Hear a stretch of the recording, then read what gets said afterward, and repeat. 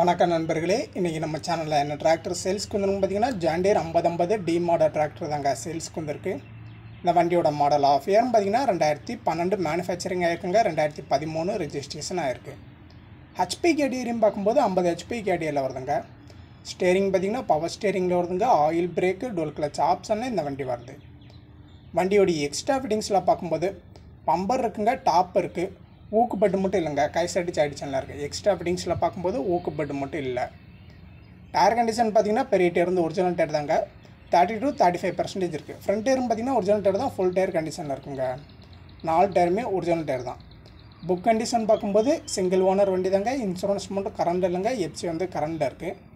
வண்டி இருக்க லொக்கேஷன் பார்த்திங்கன்னா தூத்துக்குடி டிஸ்ட்ரிக்ட் கோவில்பட்டி பக்கத்தில் தாங்க வண்டி இருக்குது. கான்டாக்ட் நம்பர் நான் டிஸ்கிரிப்ஷனில் கொடுத்துருக்கேன், நீங்கள் கால் பண்ணி பேசுங்க.